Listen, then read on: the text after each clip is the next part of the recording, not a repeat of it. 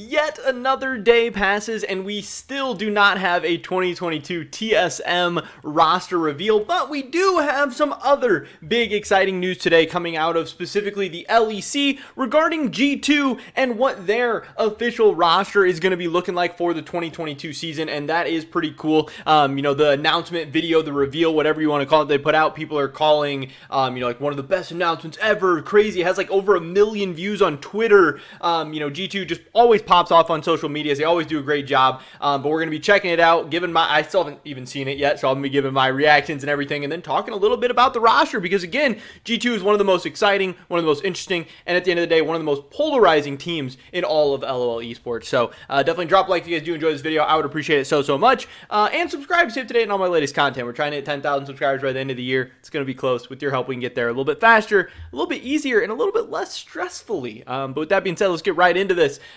So I saw this news on IamGerm.net, actually, that G2 was revealing their 2022 LEC roster. This website, not ready to go yet. I would still say it's in like beta phase, trying to clean it up a little bit, trying to get some writers and everything set up, trying to get my little team set up, ready to go, and trying to get ads set up. But hopefully when that all happens within the next couple of days, next couple of weeks, we'll have like a full announcement, launch, reveal. I'm very excited about this website and project. But into the G2 stuff. They had this tweet earlier today. The plan is falling into place. And then this little Twitter video, again, 1.2 million views on Twitter. Absolutely crazy. Banger. 40K likes. I don't think that's quite the likes that Adam did on his drama tweet, but still very good. Just crazy engagement, following, loyal fan base, everything that they have. And again, I've heard this video super good. So, yeah, let's check it out. The plan is falling into place. The trophy is near. How is it falling into place?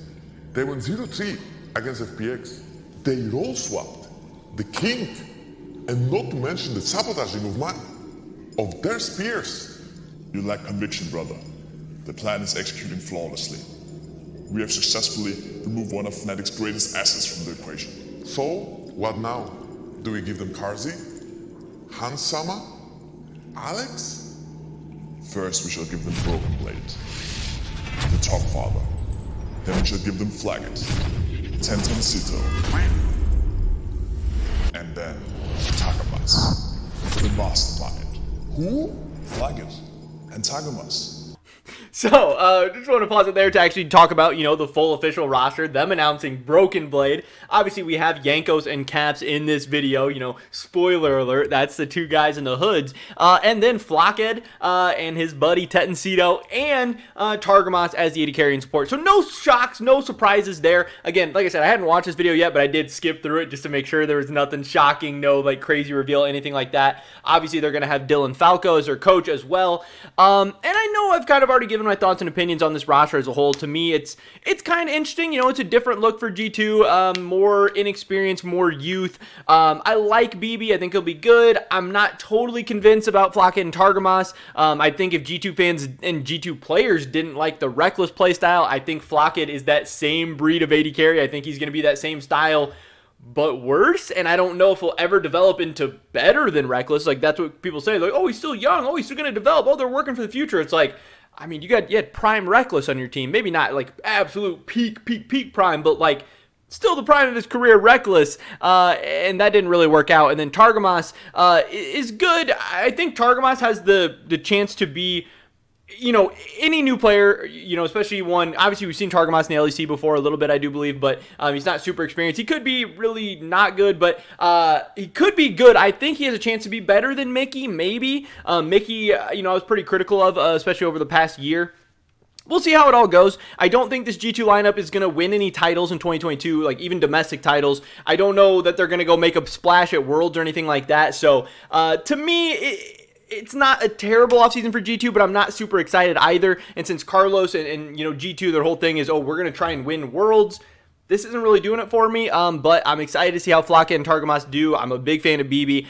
At the end of the day, I really just hope Caps and Jankos bounce back and are a world-class mid-jung duo. If Caps and Jankos play how they can, if they're a world-class mid-jung duo, G2 is going to be just fine. If Caps and Jankos struggle like they did at times last year, G2 is not going to be fine, and it might be a lot of the same issues from last year, if not even worse. But it's interesting. It's a new chapter for G2. We'll see what they do, and we'll see how this year goes. And then, they could go back to being big spenders, trying to secure, big names next offseason as well. Just because they're trying a year of this out doesn't mean that they're stuck with this forever. They could even change between spring and summer split. Who knows? Who knows how this is going to go? But it'll be an interesting era, not having G2 as like the favorite coming into the LEC season. We haven't had that in like 3 years now. So it's kind of a new chapter for the LEC. It's a chance for the other teams to step up. It's a chance for G2 to, rise again. We'll see how it goes. But yeah, that is the official roster at least. And this video is pretty cool. Insane production value, really cool idea, pretty funny, a lot of memes and stuff.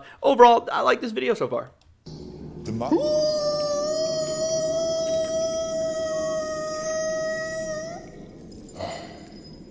And so it shall be, that the new shall carry the old. What the fuck is going on here? Nothing. We are just playing with some toys. Yeah. No.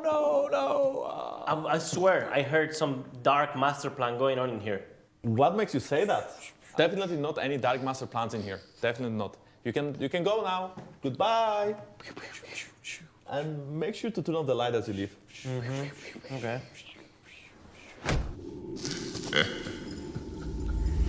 You see, I was sure there was some diabolical shit. It is cool to see the whole team together like that. And there it is.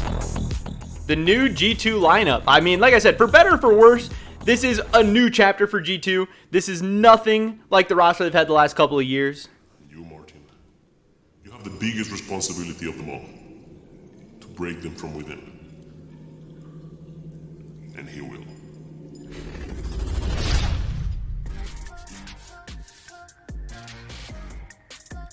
Funny. I mean, a ton of memes. Obviously, a spicy ending.